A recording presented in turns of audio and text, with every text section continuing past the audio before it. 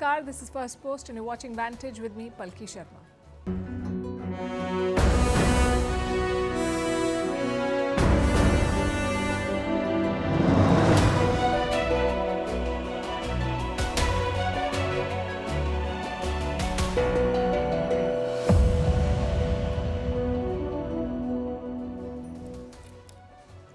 The Trump quake is shaking the world. The self-proclaimed deal maker is taking mergers and acquisitions to a whole new level. He wants to merge Canada with the US. He wants to acquire Greenland and rename the Gulf of Mexico.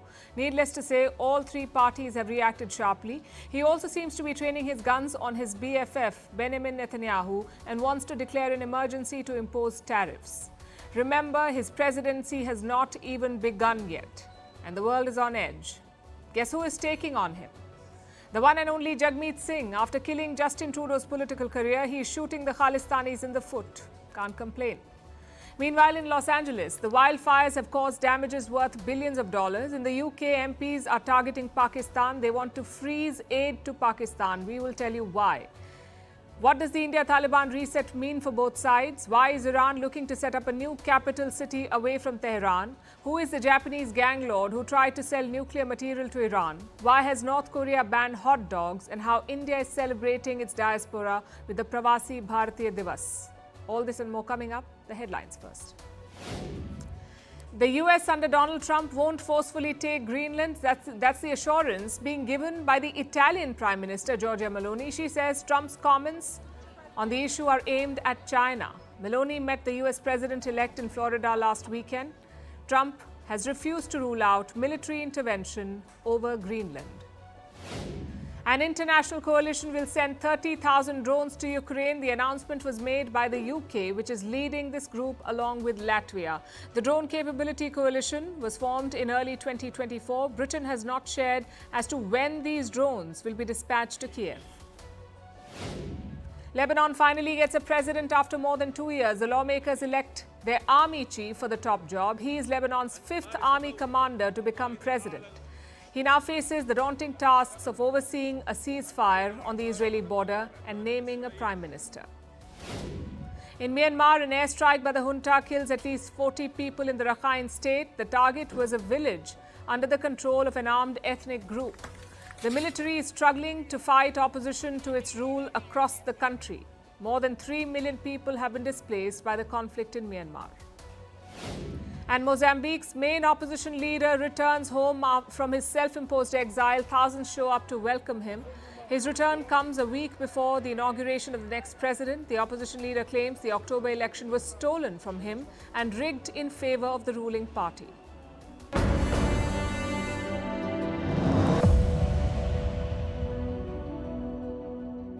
The Gulf of America, what a beautiful name. ¿Por qué no le llamamos América Mexicana?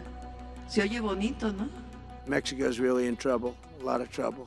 Very dangerous place. En México gobierna el pueblo. And the drugs that are coming through are at record numbers. Record numbers. Sí, pero no es falso.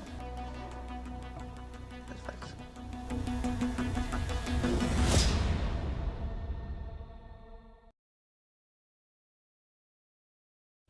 The gloves are off. Even before taking office, Donald Trump is shaking up U.S. foreign policy. He's picking fights on all fronts. Trump has called Canada America's 51st state. He wants to seize Greenland. And he's also after the Gulf of Mexico. Trump wants to call it the Gulf of America. That's what he said in a press conference earlier this week. Be changing the name of the Gulf of Mexico to the Gulf of America, which has a beautiful ring that covers a lot of territory. The Gulf of America, what a beautiful name.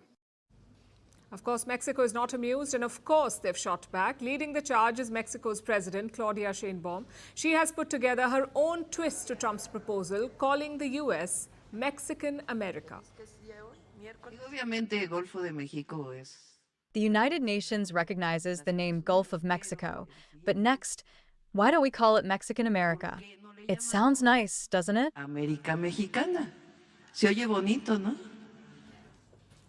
President Sheinbaum is taking a dig at Donald Trump. He said Gulf of America is a beautiful name. She says Mexican America sounds nice.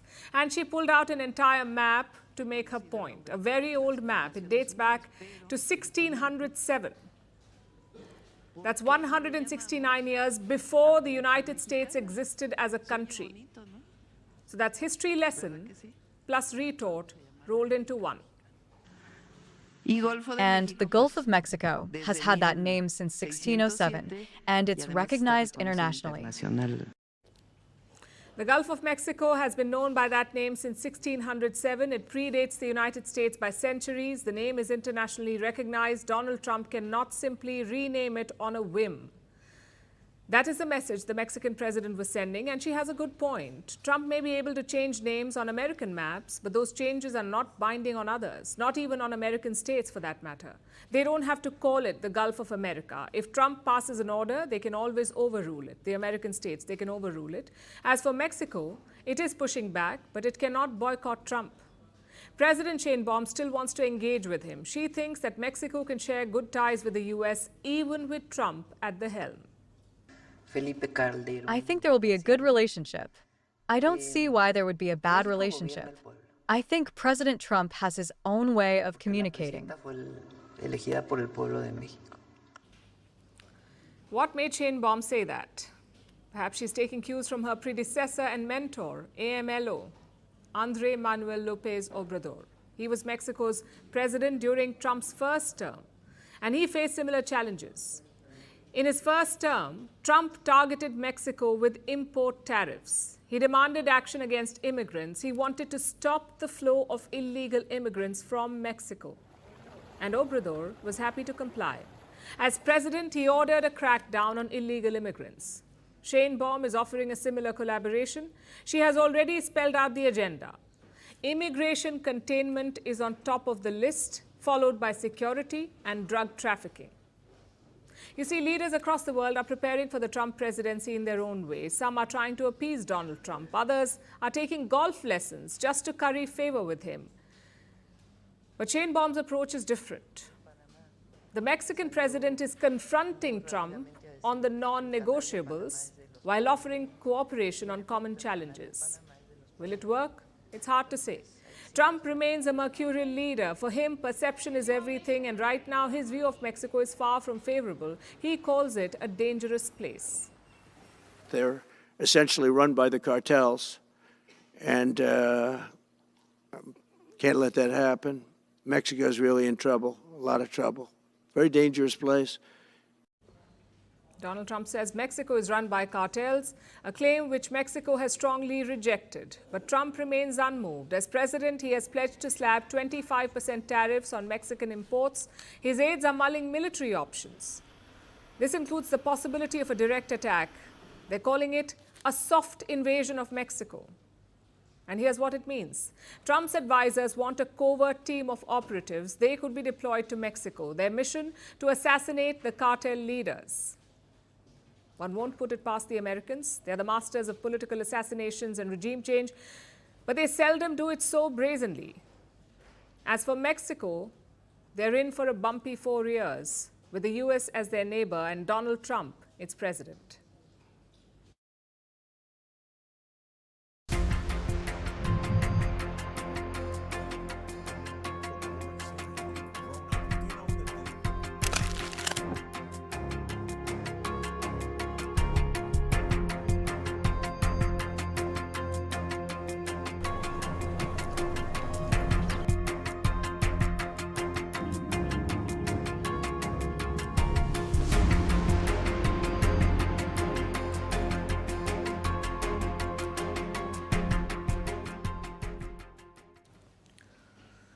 No one is safe from Donald Trump, not even his closest buddy, Israeli Prime Minister Benjamin Netanyahu. They had a great bromance in Trump 1.0. He shifted the U.S. embassy from Tel Aviv to Jerusalem. He defended Israeli settlements in the West Bank, and he recognized Israel's rights over the Golan Heights. In return, Netanyahu heaped praises on him. He named a settlement after Donald Trump. He called it Trump Heights. But could the honeymoon be over? I ask because of this video. It was reposted by Donald Trump on social media. It features American professor Jeffrey Sachs. He's being interviewed by Trump's ally, Tucker Carlson. The professor talks about America's meddling in Syria and Iraq. He talks about the endless wars in West Asia, and he blames them on Netanyahu. He calls the Israeli Prime Minister an obsessive, deep, dark SOB. Now, Trump has shared this video. The question is why? Why is he trying to amplify this? Does he agree with this assessment? If he does, it's a rapid U-turn, because Trump spoke to Netanyahu only last month. It was said to have been a warm, friendly conversation. And this week, he threatened Hamas. He asked them to return Israeli hostages before he took charge. If not, all hell would break loose. Those were the words he used. So what changed in 24 hours? Chances are nothing. You see, this video has a long caption with it. It talks about how Barack Obama meddled in Syria, how the CIA tried to topple Bashar al-Assad, but the caption does not mention Netanyahu or Israel. So it is possible that Trump only read the caption, that he did not hear the whole thing, and he shared it. And frankly, I don't know which is worse, that Trump is reposting abuses against a world leader, or that he doesn't listen to what he shares. Either way, the damage is done. Netanyahu was supposed to attend Trump's inauguration this month, but reports say he has pulled out. No one is explicitly blaming Trump's video post, but the timing is certainly suspect. And do you know why this confusion exists? Because of his erratic policies. Consider the whole Greenland row. Trump is asking Denmark to hand over Greenland to the US. He says he needs it for national security. Now, Greenland is an autonomous region in Denmark. In simple words, it belongs to them. So Trump is talking about taking over sovereign land, that too from a NATO ally. And this obsession is not new. He first floated this idea back in 2019, but back then he talked about buying Greenland. This time, though, he's not ruling out military action. He wants to take it any way he can. So US allies in Europe are worried. Some of them cannot wrap their heads around it, like Germany's Olaf Scholz. He says he does not understand what Trump means. In my discussions with our European partners, a certain lack of understanding has emerged with regard to recent statements from the United States. The principle of inviolability of borders applies to every country, regardless of whether it is to the east or west of us.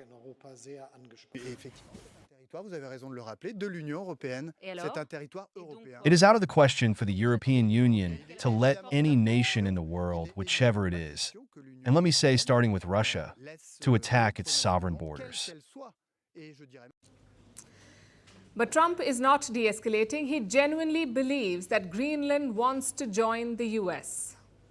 Yeah, I don't think we had pushback. Greenland is, if you look at the people there, we got tremendous, we got applause as we landed yesterday. I had my representatives, my son Don, and representatives go there. And it was like a love fest.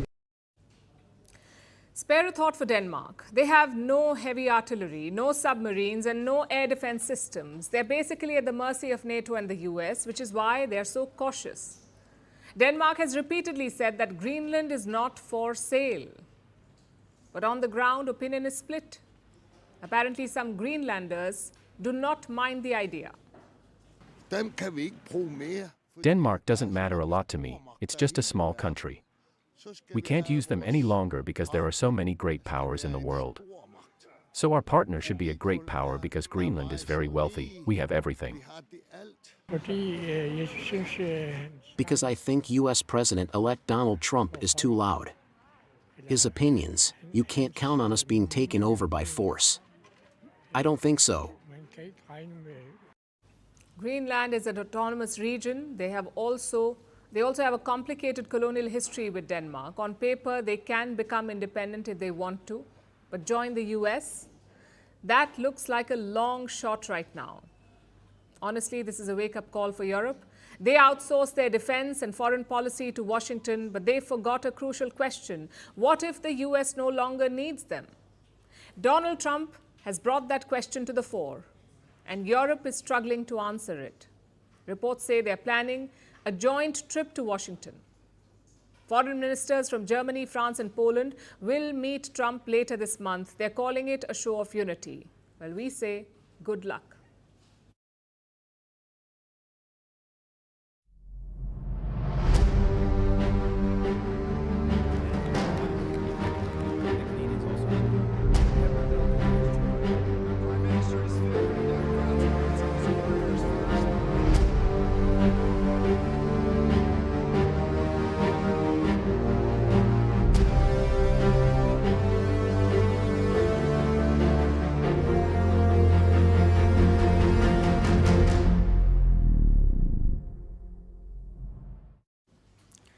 handling Trump is all about subtlety, about knowing what to ignore and what to address. It's a job for cool and mature heads. In other words, not for Jagmeet Singh.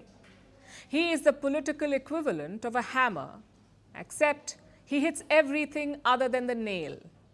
And his latest target is Donald Trump.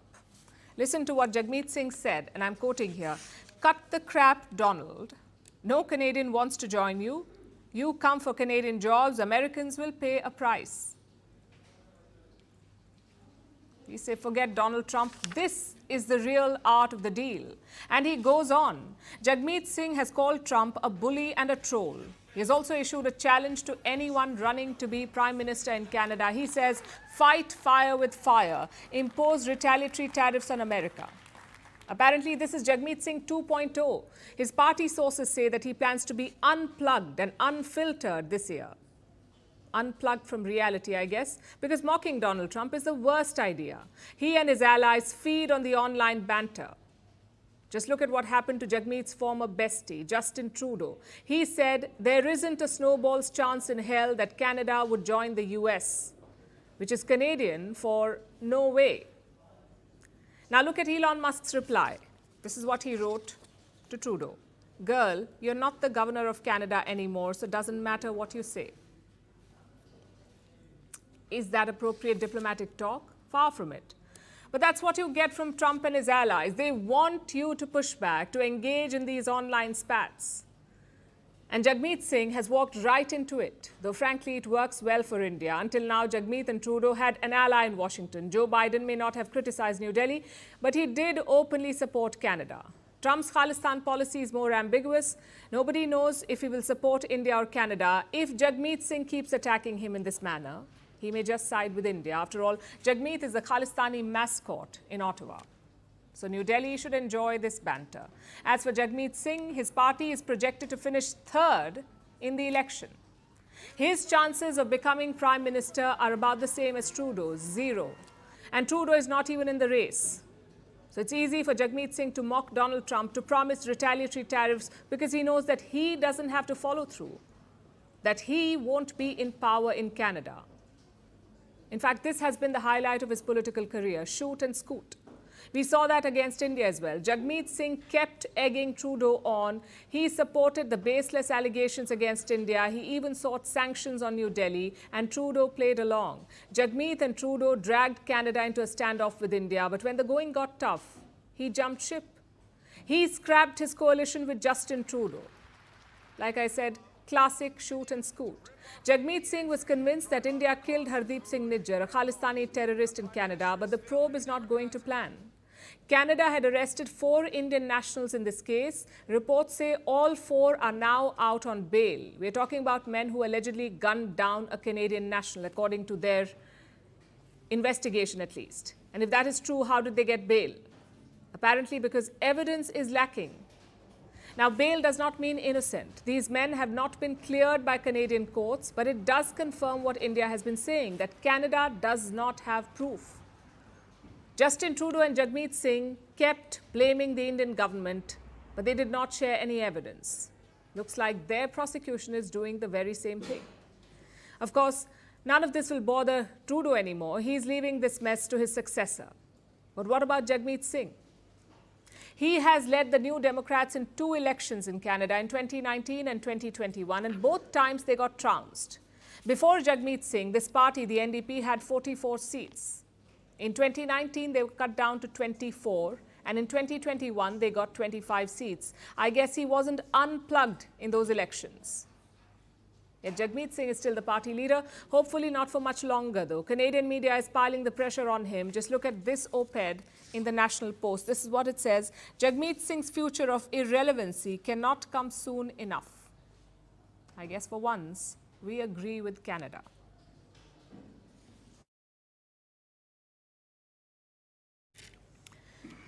Now let's move to the US city of Los Angeles, which is dealing with devastating wildfires. 5 people have been killed, 130,000 have been evacuated, thousands of homes have burnt to the ground, and firefighters are struggling to contain the blaze. By some estimates, the total damages are worth $57 billion. That makes it one of the most expensive disasters ever recorded. At this point, the priority should be dealing with the tragedy, but US politicians are mired in a political battle. As Los Angeles continues to burn, they're fighting over fire hydrants and debating whether they had enough water. Our next report tells you more.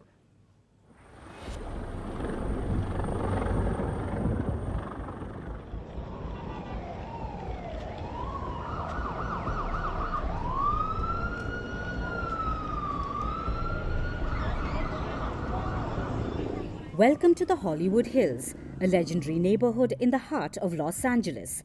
It's home to countless celebrities, a front row view of the world's most influential studios, and the iconic Hollywood sign. But tonight, it's not the lights of Tinseltown that are shining bright, it's the glow of destructive flames. Wildfires are tearing through Los Angeles, leaving devastation in their wake. The Hollywood Hills now stand directly in the line of fire. Across the city, the devastation is heartbreaking. At least 5 lives have been lost. Over 130,000 people have been forced to flee their homes. Please leave the area. Even the richest and most famous haven't been spared.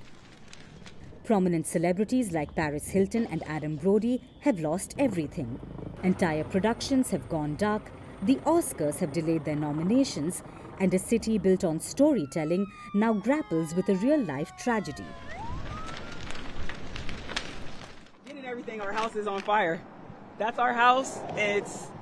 You can tell it's next, and we're getting out. I feel like Governor Newsom, if you're watching this, if you can please help out and reach out to us, that would be wonderful. We live here in Altadena, and yeah, we're just going through it.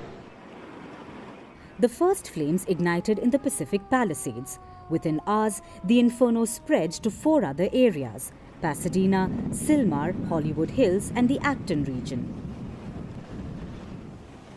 Only one fire has been contained so far.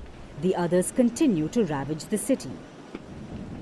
Fast-moving flames, fanned by powerful winds, have leveled 1,500 structures.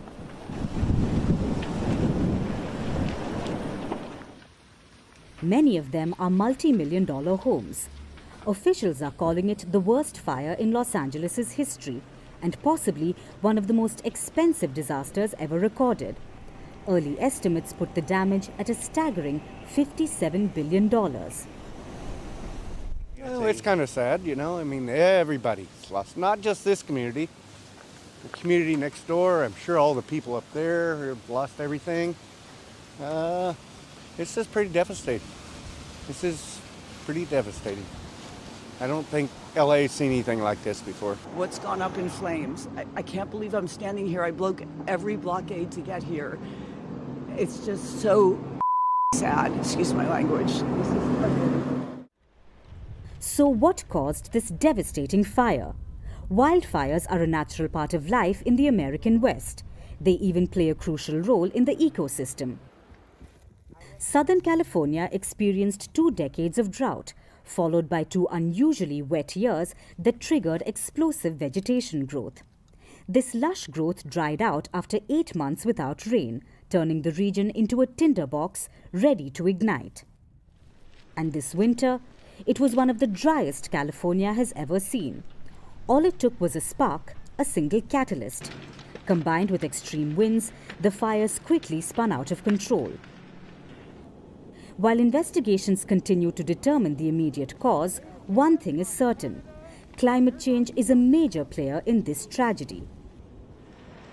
But as Los Angeles keeps burning, the raging inferno has led to a political battle. California is a blue state headed by Democratic Governor Gavin Newsom. US President Joe Biden, too, was supposed to be in Rome today, but he cancelled his visit to monitor the situation. Trump, did you make a decision? But President-elect Donald Trump is using this tragedy to take aim at Governor Newsom.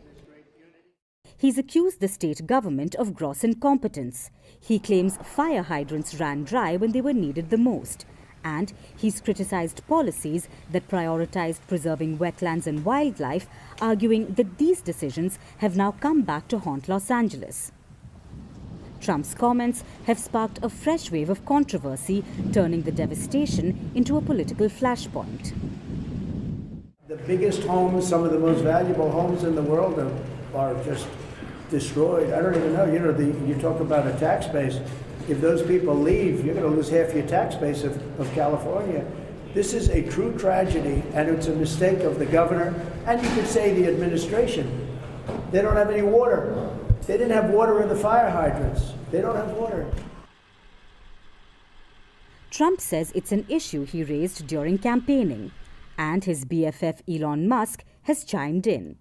He says LA's incompetence and the fire department prioritizing DEI, which stands for diversity, equality and inclusion, has left Los Angeles to die right now. So the city faces not only a natural disaster, but a political and social reckoning.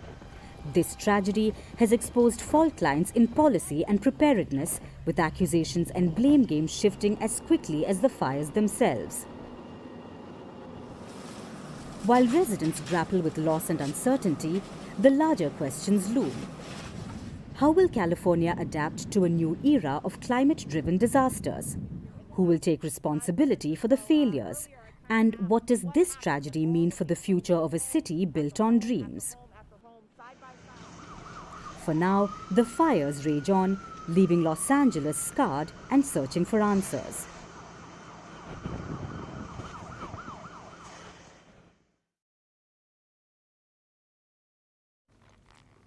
Let's turn to the UK now, where politicians are training their guns on Pakistan and talking about cutting aid. This is about the so-called grooming gangs, groups of men who sexually abuse and rape young girls. They've been doing it for many years, and it's all documented. Now there are calls for a national inquiry on the issue. Prime Minister Keir Starmer is trying to avoid it, but the pressure is mounting. And where does Pakistan come in? Most of these gangs are made up of Pakistani men, and that has become the biggest flashpoint. Some British politicians want action against Pakistan. They say cut off foreign aid. And leading that charge is MP Rupert Lowe. He's a member of the UK's Reform Party. He says Pakistan must accept and jail deported rapists. Only then should aid be given. And how much money are we talking about? Last year, it was around $50 million. It is set to triple in the coming years. In fact, Pakistan is the biggest recipient of UK aid, and Elon Musk is supporting this move. He says the UK owes it to the grooming victims. Some diaspora groups are also unhappy with Keir Starmer. His ministers have often called the gangs Asian. But Hindu and Sikh groups have objected to it. They say most of the gangs are Pakistani, so call them Pakistani, not Asian. Tonight, let's dig deeper into this issue. Why is the focus on Pakistani grooming gangs? At the outset, let me say this, race and religion are a factor here, but they're not the cause. These gangs are not raping girls because they're Pakistani or Muslim. The far right may want to think that, but that is not the reason. The reason is that the system created in Pakistan and the UK is flawed, a system that does not punish abusers. First, look at some numbers. More than 4,200 Pakistani children were abused in 2023. That's almost 11 per day. Now, sex education is virtually non-existent in Pakistan, and so is legal support. They did not have a national child abuse law until 2020. They also did not have a national sex offenders registry until 2024. All of this makes abuse quite rampant in Pakistan. On the other side, the UK's visa system has been called weak. Criminal checks are not mandatory, so people coming in just have to self-declare. Reports say hundreds of foreign criminals have been allowed to enter the UK. These are convicted murderers, rapists, and child abusers. They're all allowed. They basically fell through the cracks in the system. And this works both ways. One such example is that of Sohail Ayaz. He was a Pakistani bookkeeper and accountant. He was wanted in Italy for abusing children. Yet he was granted a UK visa. In 2008, this man started working at a British charity. He was later identified, arrested, and deported. Guess what Pakistan did with him? He was appointed to advise the Khyber Pakhtunkhwa government. But like most abusers, he did not change his ways. He was caught again in 2019, though not before he had raped multiple victims in Pakistan. In total, Ayaz admitted to abusing 30 children, 30. Clearly, this is systemic failure. And you can't avoid the issue simply because of race or religion. Even Pakistanis admit the problem. Let me quote a 2018 report in The Dawn. This is the largest English newspaper in Pakistan. Look at what they said. I'm quoting here. I was offended by the use of Pakistanis and Muslims, believing that it was wrong for mainstream broadcasters to narrow down so much on a group of people based on their country of origin or religion. Later, when more cases came to light, it dawned on me that the sections of British media describing the perpetrators as Pakistanis were not off the mark. So the problem does exist, and Britons have a right to be angry. Let me tell you what happened to the Rockdale grooming gang. Their ringleader was convicted in 2012, 12 years ago. He was deported. He was ordered to be deported back to Pakistan. And guess where he is now? He is still in Rockdale, in a £140,000 apartment, fighting deportation because Pakistan refuses to take him back. It is not racist to raise these problems. It is not racist to question Pakistan's weak laws, especially when it is wreaking havoc on other parts of the world.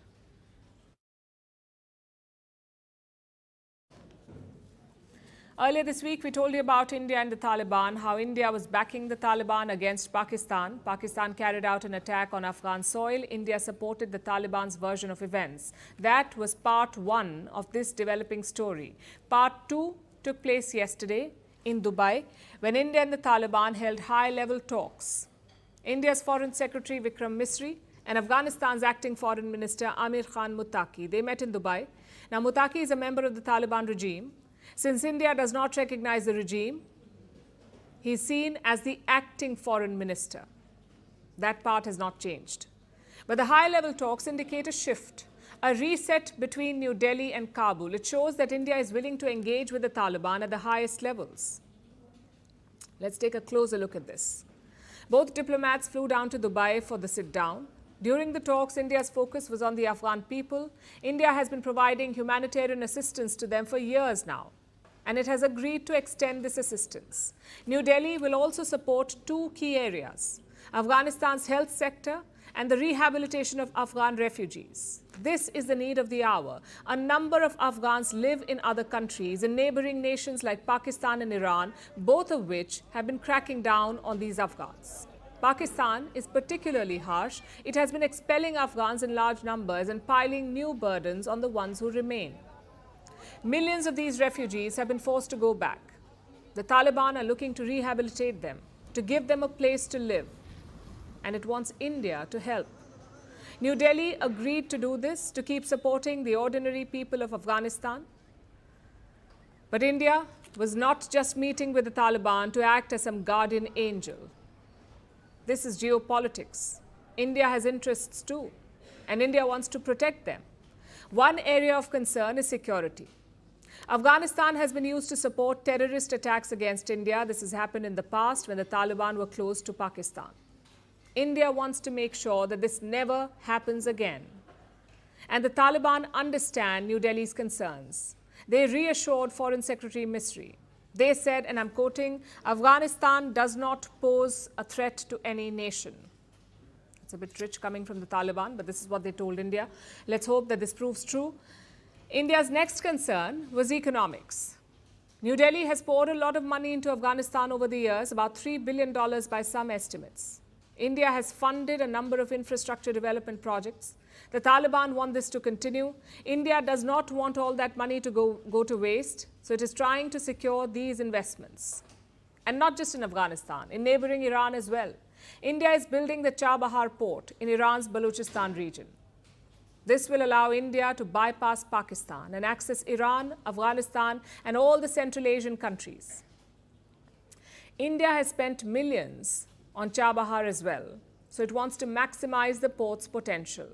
That's where the Taliban talks come into play again. India needs to engage with them so that trade can flow all the way north, and the Taliban have agreed to this too. trade through the port will be promoted. This will help with India's humanitarian aid deliveries as well. So it works out well for both sides. That was everything that they agreed on. The Taliban, of course, wants more. More engagements, more trade, and more people-to-people contacts. They want an easier visa regime for Afghan entrepreneurs, medical patients, and students. India has agreed to look into this too. All this shows that India has some sway over the Taliban regime. It is forging a working relationship. Over time, this should be used to help the Afghan people further, especially the Afghan women. Because no matter the geopolitics, India cannot simply look away and ignore their plight. It must use whatever leverage it has to speak up for them.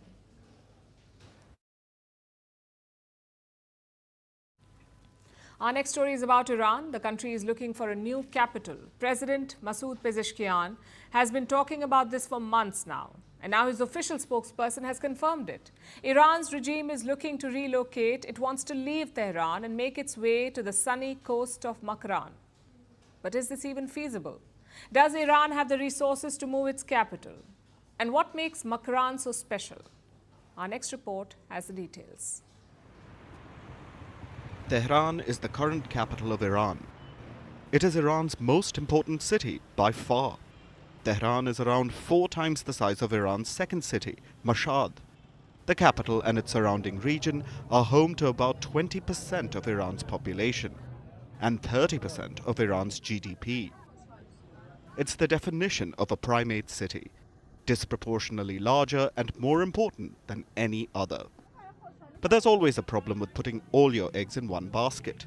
If the basket breaks, you're in big trouble. Tehran is a basket that is breaking. It is bursting at the seams because of overpopulation. The water supply there is stretched to the brink. Tehran reportedly consumes 25% of Iran's drinking water, and there are frequent water shortages there. Industries and heavy traffic are taking a toll on the air quality, choking the city every winter. Tehran also lies on major fault lines. It is prone to earthquakes. A big one could kill millions of people and destroy Iran's already fragile economy. So President Masoud Pezeshkian has come up with a plan. He wants to move the capital. Iran has considered moving capitals before. It has commissioned at least 6 feasibility studies since 1989. Iran's parliament passed a law in 2014 mandating that the government take relocation seriously. Former presidents Mahmoud Ahmadinejad and Hassan Rouhani both considered the idea as well. But despite all this, the needle hasn't really moved. Even the current government spokesperson says there's no hurry. We are seeking assistance from academics, elites and experts in this field, including engineering, sociology or economics. It is definitely in the Makran region in the south. Hopefully, we can proceed in the most effective direction, although the matter is not urgent. Iran is taking it slow, but it seems to have identified the new capital region, the Makran coast. Makran is an arid coastal belt, split between Iran and Pakistan. It isn't the first place you would think of for a new capital, but Iran has a plan. Makran is being considered. In fact, the region of Makran, and of course, 2 councils have been formed. One is a council that is assessing the problems of the capital, and 2, a council that is working on the sea-oriented economy, and one of its assignments is working on the measurements required for Makran area. Iran wants its new capital to be coastal. It wants to take advantage of the trade possibilities and cut on transportation costs. Pezeshkian said, and I quote, "Transporting raw materials from the south to the center, processing them, and then returning them south for export drains our competitive capacity. We must shift the country's economic and political center to the south and closer to the sea." That is why they have zeroed in on Makran. It fits all the required criteria.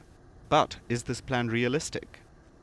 Moving capitals is rare, but it has been done before. Turkey moved its capital from Istanbul to Ankara in the 1920s. Brazil moved it from Rio de Janeiro to Brasilia. The old capitals remain economic power centers, but the new administrative capitals are successful in their own right. They help relieve some of the pressure from the bigger cities. The problem with Iran's plan isn't functionality, it is finances. The country is reeling from Western sanctions. It has an abundance of resources, but hardly anyone to trade with, because the West has hammered Iran's economy. Iran's exports may become more competitive with the coastal capital. It may be able to reduce costs and offer terms that potential partners can't refuse. But how will Iran afford to set up a new capital in the first place? Money is the biggest hurdle for Iran right now. So while Pezeshkian's plan might be great in the long run, he might not have the funds to begin the journey.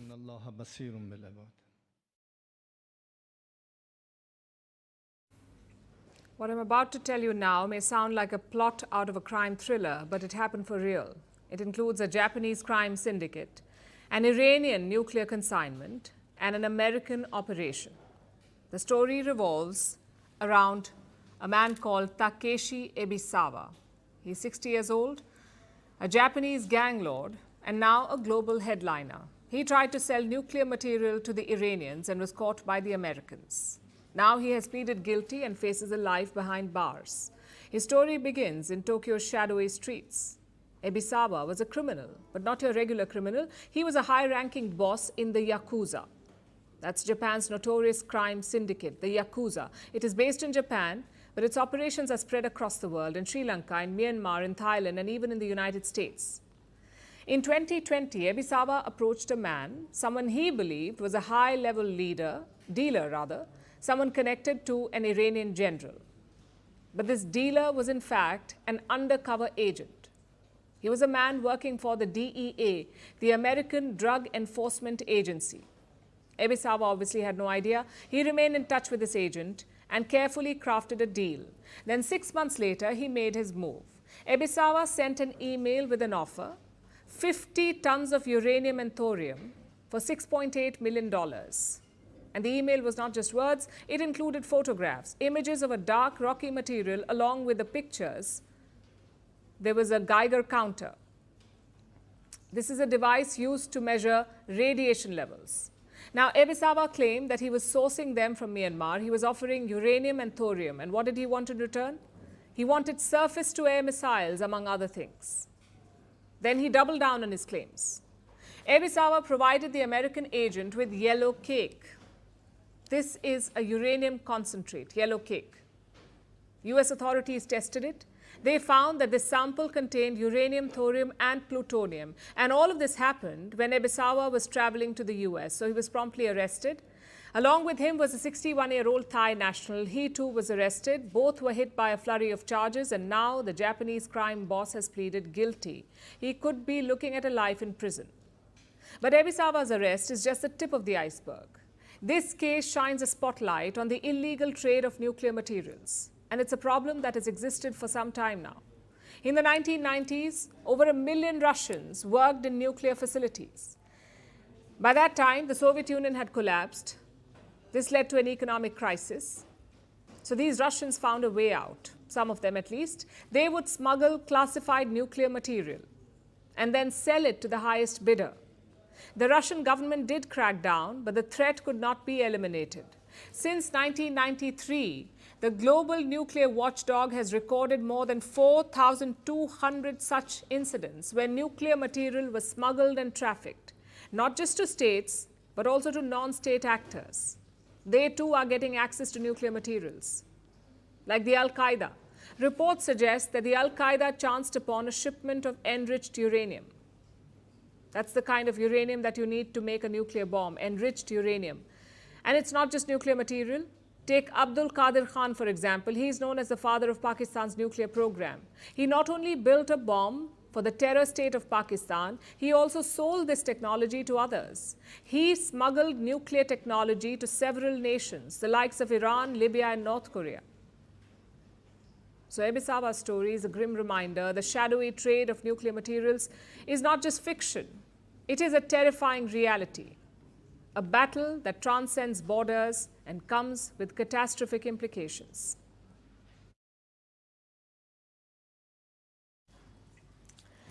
Do you like hot dogs? If you are in North Korea, you can't eat, cook, or sell them anymore because Pyongyang has outlawed hot dogs.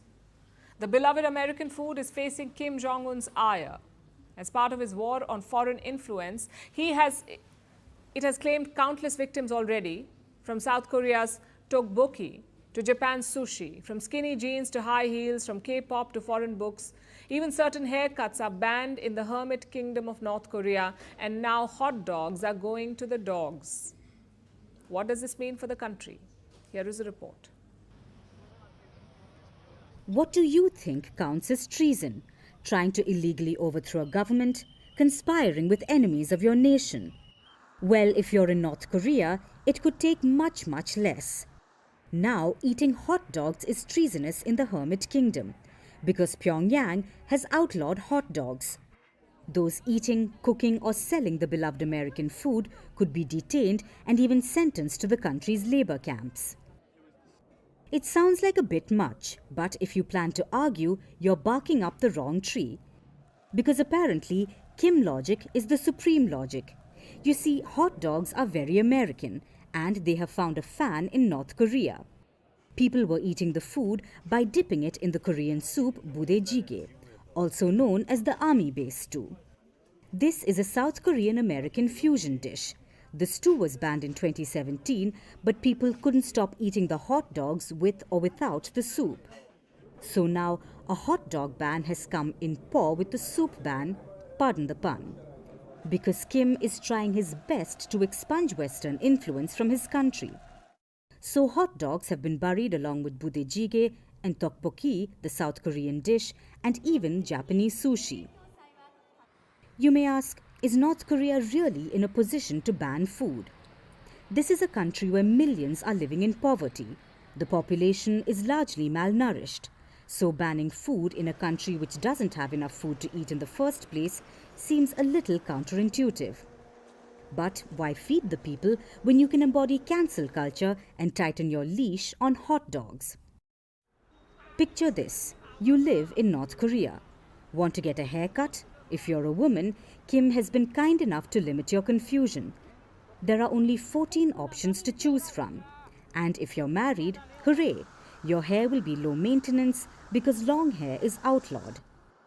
If you're a man, things may get tricky because your hair can't be longer than 5 centimeters. So carry a ruler to the barber shop. Now level 2 awaits you. What will you wear? Well, let's rephrase. What shouldn't you wear? No short skirts, no big logos, nothing flashy, no high heels, no designer shoes, no skinny jeans. Clearly, Kim knows what's up with Gen Z, so much so that he's banned these things. He also knows that fashion clashes are the worst, so he can wear a leather jacket, but it's outlawed for the commoners. What about life goals? Which career should you pick? If you plan on being a rock star, don't. Mullets are outlawed, so are spiky or dyed hair. And if you plan on becoming the next dictator, don't. Kim Jong-un's current look is patented. If you get a similar haircut, punishment awaits you. What about marriage? Well, white wedding dresses are also outlawed in North Korea. But no matter what you wear to your wedding, know that it's for the keeps, because anyone seeking divorce will be sent to the labor camps. Do you know what else is banned in the country? Foreign TV, movies and books, South Korean entertainment, international calls, sports cars, iPhones, slang and Christmas. Because even Santa will have difficulty leaving this country if he gets here. It's illegal for North Koreans to leave without government permission. And if you don't oblige to the countless demands on the treason list, you will face torture, forced labor, life imprisonment, and even execution. Pyongyang is world-renowned for its human rights violations. And now, in this war on treasonous foreign influence, hot dogs are Kim Jong-un's latest hit job. Safe to say, the Hermit Kingdom is going to the dogs.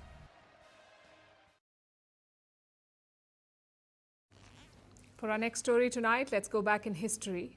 110 years to be precise. On this day in 1915, a Pravasi, an overseas Indian, returned to his homeland. You must have heard of him. His name was M.K. Gandhi. The world knows him as Mahatma Gandhi. On this day in 1915, he returned to India from South Africa, after which he led the freedom movement and transformed countless lives. So this day, this milestone is celebrated by India with the Pravasi Bharatiya Divas, a day dedicated to overseas Indians. Every 2 years, India holds this convention. It honors the contributions of the Indian diaspora to their homeland. Today, Prime Minister Narendra Modi inaugurated the 18th edition. It is being held in the state of Odisha. It is themed Diaspora's Contribution to Viksit Bharat. Viksit Bharat means a developed India. The world's most populous nation wants to be a developed nation by 2047. Viksit Bharat is India's ambitious roadmap, and this road is smoother thanks to overseas Indians. Social values है जो आप सभी वहां की society में add करते हैं. हम सिर्फ मदर ऑफ डेमोक्रेसी ही नहीं है, बल्कि डेमोक्रेसी हमारी लाइफ का हिस्सा है, हमारी जीवन पद्धति है. हमें डायवर्सिटी सिखानी नहीं पड़ती, हमारा जीवन ही डायवर्सिटी से चलता है. According to the United Nations, 18 million Indians live overseas. They form the world's biggest diaspora, and they are a global asset because they are well educated. They lead in the global pool of educated immigrants, and they earn more. Many of them are doctors, engineers, or tech leaders. Take the US, for instance. This is the world's biggest economy. Last year, India contributed about 2 million degree holders to this country. That's 14% of their total educated immigrant population. 79% of the Indians living there are college graduates, which is almost double of the nationwide average, which stands at 34%. Which brings us to the earnings. Indians are the highest earning ethnic minority group in the US. Look at the median household earnings. The nationwide average is around $64,000. For Indian households in the US, it is over $123,000. That's almost double of the average. And this is not just about the US. This pattern is playing out the world over. Indians have become an indispensable force for countries across the world and by proxy for India. They are bolstering India's economy. You see, many Indians living abroad send money back home. These are called remittances. And they infuse billions of dollars into the Indian economy. Last year, this number stood at $129 billion, making India the top recipient of remittances globally. This is almost equal to the annual budgets of Bangladesh and Pakistan combined. This inflow boosts foreign exchange reserves. It drives development in rural areas, and it provides support to families. But their contribution is way more than monetary. You see, members of diaspora act as bridge builders. That's what they're often called, because they help build ties with other countries. They bring advantages to their new and original country, and they transfer skills and knowledge. Study after study shows that. They help drive progress in their home country. They increase their home country's recognition on the world stage. They fuel its soft power. They can also influence policy making in both their home country and the one they live in. For instance, when members of a diaspora are involved in politics, they're more keen to increase trade between the two nations. So there are many upsides. And we can see this with Indians overseas. They are growing in influence socially and politically. They're increasingly visible in global politics. From the US to the UK to Singapore, they are expanding India's cultural footprint. They're burnishing India's image and fueling economic opportunities through tourism and exports. So whether you look at the numbers or beyond, you will see that Indians stand out. They've positioned India as a global talent headquarters, as a country building a global workforce. आने वाले कई दशकों तक भारत दुनिया का सबसे young और skilled population वाला देश बना रहेगा. ये भारत ही है जहां से दुनिया की एक बड़ी स्किल डिमांड पूरी होगी. आपने देखा होगा दुनिया के अनेक देश अब भारत के स्किल्ड यूथ का दोनों हाथों से स्वागत कर रहे हैं। In a globalized era, the diaspora only becomes more important with each passing year. Whether it is technology, best practices, or resources, be it tourism, trade, or investment, the two-way flows you enable are invaluable. This is not to say that there are no challenges. To create a global workforce or to achieve Viksit Bharat ambitions, India will have to do more than leveraging the diaspora's financial resources. India must tap into their knowledge, their experience, and their global networks. With innovative policies and platforms, India wants to do just that.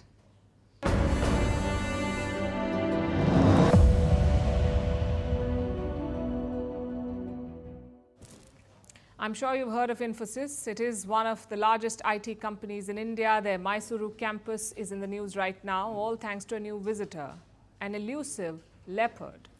It's been roaming around the campus since December 31st, and obviously this is a security issue, so the company asked some of its employees to work from home, and cue the jokes. You see, Infosys was co-founded by Narayan Murthy, a giant of the Indian IT sector, but recently he's been under fire for his opinions on workplace culture. He has advocated for 6-day work weeks. He says people should work for 14 hours a day. And yes, he opposes work from home. So the internet cracked the obvious joke. If you want remote work in Infosys, let a leopard loose. Take a look.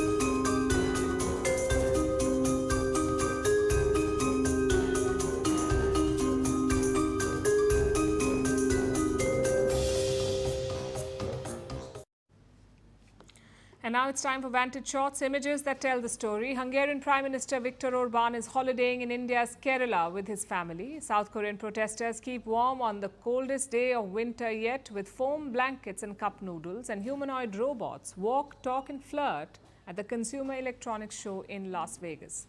Finally, we are taking you back in history. On this day in 2007, Apple CEO Steve Jobs introduced the first iPhone. It was Apple's risky move into the mobile phone market. The first iPhone offered a touchscreen and easy access to the internet. At that time, it was revolutionary, changing the smartphone market forever. We're leaving you on that note. Thank you for watching. We'll see you tomorrow.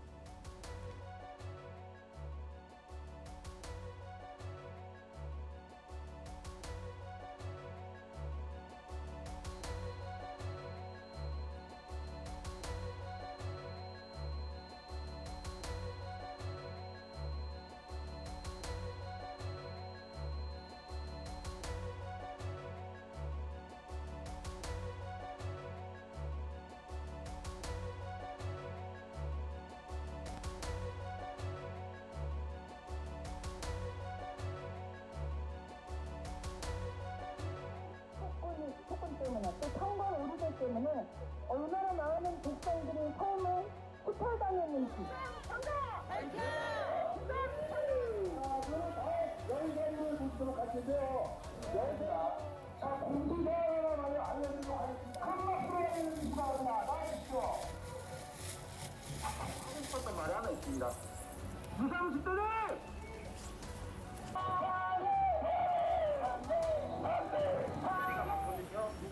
feels like 뒷자리가 맞아서